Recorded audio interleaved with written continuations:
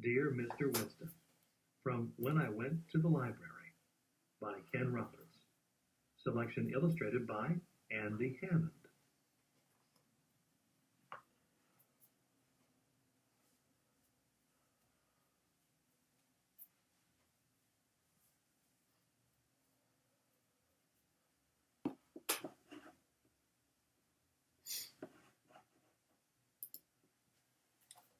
Dear Mr. Winston, my parents said that I have to write and apologize.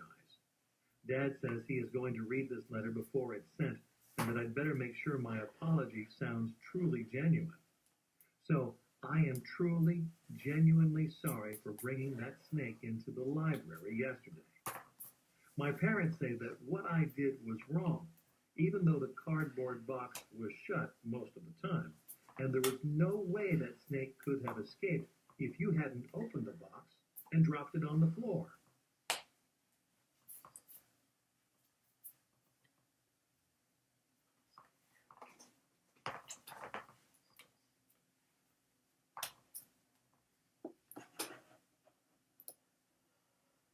My parents say it's my fault for having brought that snake into the library, and I truly, genuinely apologize.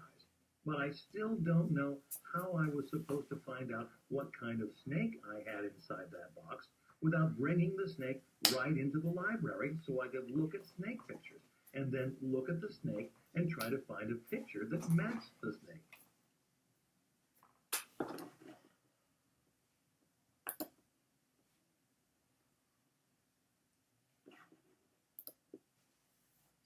I told my parents something that I didn't get a chance to remind you about before the ambulance took you away. I did come into the library without the snake first. I left the box outside, hidden under a bush, and tried to borrow a thick green book with lots of snake pictures.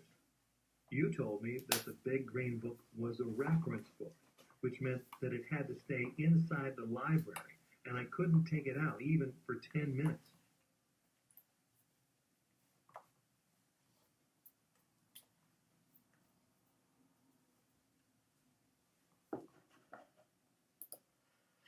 My parents say I still shouldn't have brought that snake into the library, and that I have to be truly, genuinely sorry if I ever hope to watch Galactic Patrol on television again.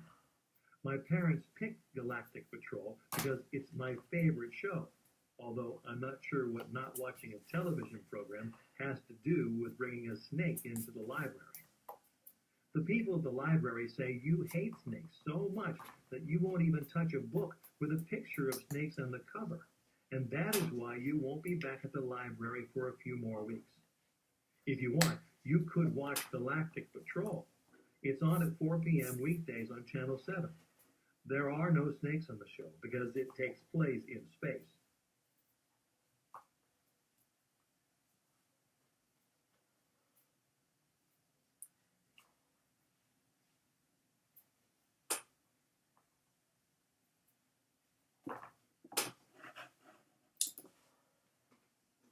Did the flowers arrive? Dad picked them out, but I have to pay for them with my allowance for the next 2 months. The flowers are proof that I am truly, genuinely sorry for having brought that snake into the library. I hope the people who work at the library find that snake soon. Did they look under all the chairs?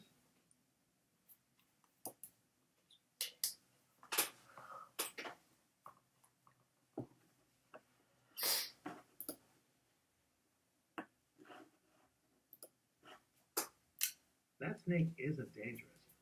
It is a local snake, and there are no poisonous snakes in Manitoba.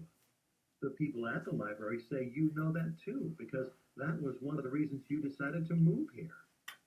I bought that snake from a friend. I paid 1 month's allowance for it, which means that snake has cost me a total of 3 months' allowance, and I only owned it for 1 hour. Mom says I don't have to tell who sold me that snake, so I won't tell you either, because Dad says he is going to read this letter. Besides, I don't want you to be mad at anyone else when I am the one who brought that snake into the library yesterday. I am truly, genuinely sorry.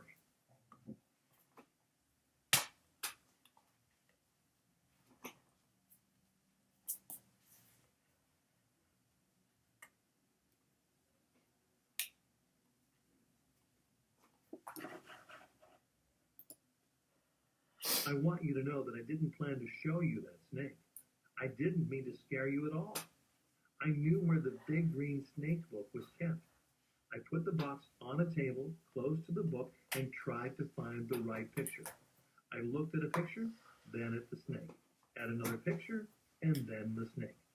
I did that 5 times and can tell you that the snake inside the library is not a python, a rattlesnake, an anaconda, an asp, or a cobra. Anyway, I was surprised when you wanted to see what was inside the box because I didn't ask for any help, and there were plenty of people in the library who did need help.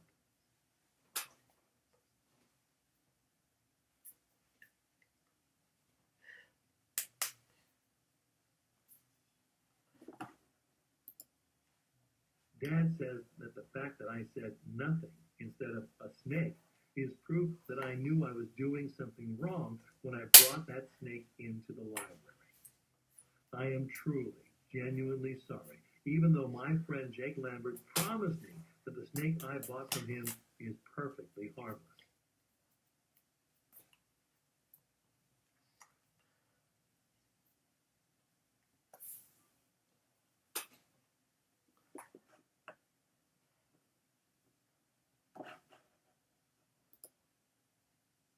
I did tell you that I didn't need any help, and I did have a snake book open in front of me, so I don't know why you insisted on looking inside the box if you are so afraid of snakes and everything.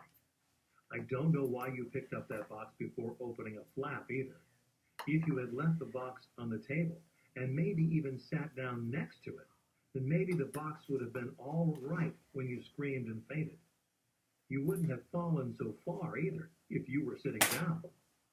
Did you know that you broke out in a rash after you fainted?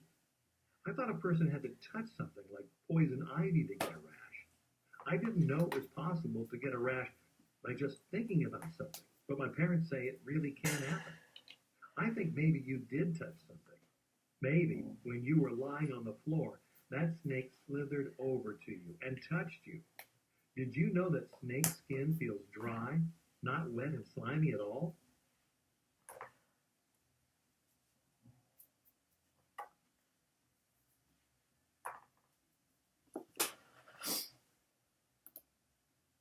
I just thought of something. Maybe everyone's looking in the library for that snake, but it's not in the library.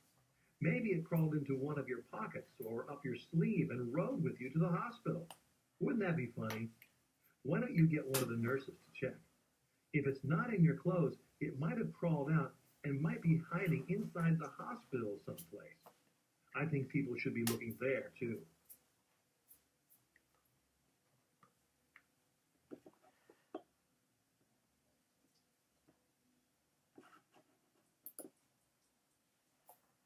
I am sure you will be talking to the people in the library to make sure they find that snake before you go back to work. I hope they do find it, even though my parents say that I can't keep it.